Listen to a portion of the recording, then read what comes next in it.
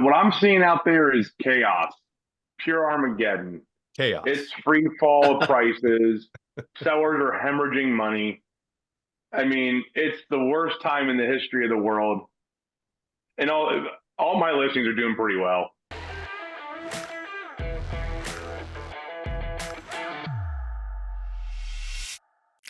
Hey there, everyone. Jamie with Sell for 1%, joined as Hello, Jamie. usual by the gang, Jason How Barlow, Dave Barlow, head broker, and Rich Sircone with Equitable Finance. And we have had a decent amount of numbers come out here on the economy. It is November 1st, 2024. Rich, what are we seeing with all these new numbers and how they're affecting mortgage interest rates? Hey, Jamie, how are you? Yeah, November 1st may go down as a watershed day. We That we does got sound good. Oh we got boy. they were expecting 100,000 jobs, which is a very light number in the first place. Yeah. 100,000. We've been up to 254, I believe it was last month. 100,000 jobs. The actual jobs created with 12,000 jobs instead. What? So we had a measly 12,000 jobs. Is that for Ohio only? That was nationwide. Oh, good Now Lord. they did blame it. They did blame it partially on the hurricane, and they said that possibly that put people out of work, and there also is a big strike at Boeing, which they are also attributing to this weaker number. But there's no denying it. In fact, the private sector numbers were a negative number. The government numbers made up for it and pushed it back over the zero mark into 12,000.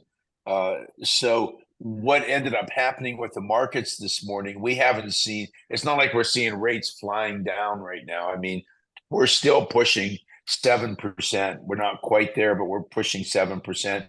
If you've got a bad mix of credit and loan to value, you might be over 7 right now. But we are seeing a little bit of a relief in the sentiment going forward on mortgage interest rates. We're seeing before the number came out, they had taken the January rate cut off the table. The market had said they don't believe there's going to be a January rate cut. And now the January rate cut is back on the table. And I don't know exactly, I don't have it in front of me, but they were projecting very minimal rate cuts in 2025. They've now upped those estimates for more rate cuts in 2025 than what they were previously predicting prior to this number. So we had a very, very bad month and a half since the last Fed rate cut on September 17th. This is the first day we can point to that we can say maybe we're going back the other way towards slightly lower rates. But again, all this is to be determined. We have a lot of geopolitical things going on. Of course, everybody knows Tuesday is the election. Who knows what that means to interest rates, but it probably means something. So 12,000 jobs, I would expect for interest rates to drop into the low threes. Well, don't Isn't that what we're rooting for? Yeah. Aren't we rooting for no jobs? We are rooting for it. Yep. And then interest rates, you said, are around 7% or so? As of yesterday, excuse me, my voice is bad today, but as of yesterday, interest rates, if you had a slightly less than a stellar credit score, and I mean like a 740 or 750 credit instead of 780, and you had the wrong loan to value and maybe a higher loan amount, your rate had a 7 in front of it. That's correct. Now, and then remember, good credit, first time home buyer, lower loan amount, maybe 150,000 loan amount. I was still getting those done in the low 6s. So that's how much of a difference there is depending on what your credit score is, what amount you're borrowing. Never used to be a thing, but in the last year or so, loan amounts they penalize higher loan amounts with higher rates, and I don't really know why. It's that grid they came out with, yeah. Yep. So Jay, what are you seeing out there in the market? I mean, my November is pretty good. as far as, homes being sold. Seems like the last week or two that things have kind of slowed a little bit. Typically, the last week, first week of the month, you see a lot of activity. Last weekend, I think I put 2 in the contract. I'm negotiating a couple right now, but you do a lot of listings. What are you seeing out there? You're like Tim May when you ask questions. Yeah, I love them. I love your questions. They are what I'm seeing out there is chaos, pure Armageddon. Chaos. It's free fall of prices. Sellers are hemorrhaging money. I mean, it's the worst time in the history of the world. And all my listings are doing pretty well. It's my buyers. It's a good time to still be selling, which is crazy to say because rates are up. So inventory is at a 6-year high. Supply is up at a 6-year high. It's Yeah. a 2-month inventory. So it's still a seller's market. When you hear, again, the headlines don't match what the reality is. You hear 6-month high and you think, well, that sucks, because supply and demand is what's driving this. 2-month supply is still not a healthy, balanced market. They say that's about a 3-month supply.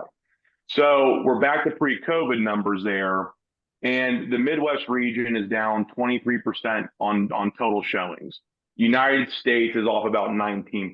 The East Coast is the only thing that's really carrying the water, but they're down on showings. It's because of the elections, and then Yep. what I've been telling my clients is, and this jobs report's totally different than the one that came out previously. We were all waiting for the rate cut, and Rich was on here telling everybody, you don't want to wait to lock your rate. Me and Rich did a deal. We just closed it, but it was around that time when we locked them. They were down around 6%. And so, after the rate cut, the way the market reacted to it was rates actually went back up. And part of that was you got jobs reports coming out that the economy is the strongest in the history of the world. So you have this facade that everything is good. And now that's kind of falling off, which is what I've been, again, telling my sellers is once we get to the election, no matter who wins, the facade of the strong economy will drop off. You'll have to reckon that, yeah, it's not so hot where we have been in a recession. They will drop rates, which is now what Rich is talking about, that, well, January cuts back on the table. So, I guess not that, we watch all this very closely. Dad and I and Jamie, we're controlling 2% of the entire market in Columbus with listings. And so it's like, if shit does hit the fan, we'll know about it first. If it does become Armageddon, we'll let you know. We'll tell our sellers, hey, time to, make your moves. But what I'm experiencing is after maybe 2 or 3 weeks of inactivity, because again, you have less showings, more houses for sale, you need to expect that your showings are going to be few and far between. But the ones that are looking are serious.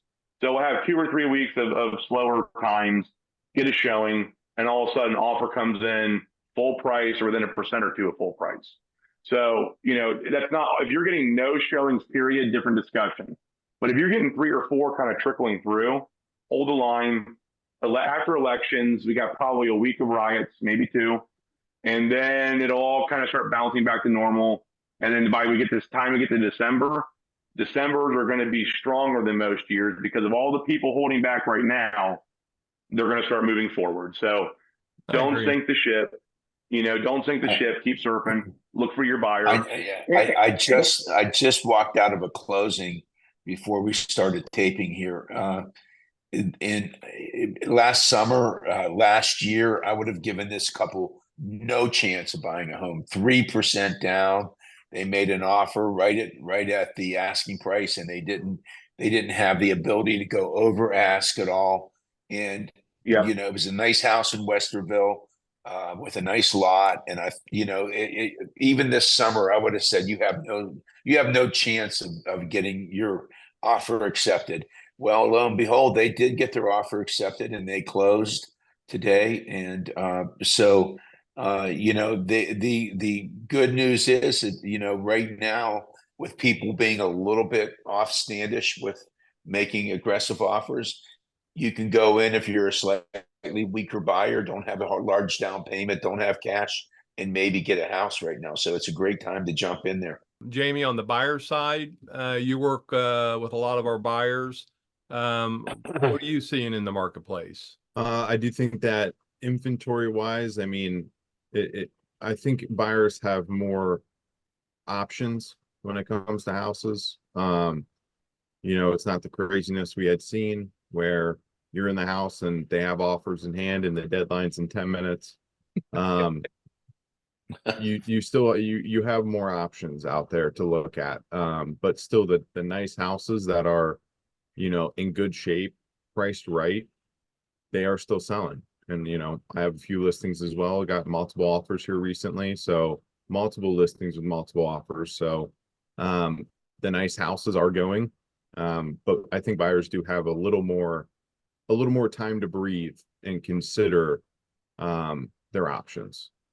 So just that's what a I'm saying. couple of things to kind of wrap this up.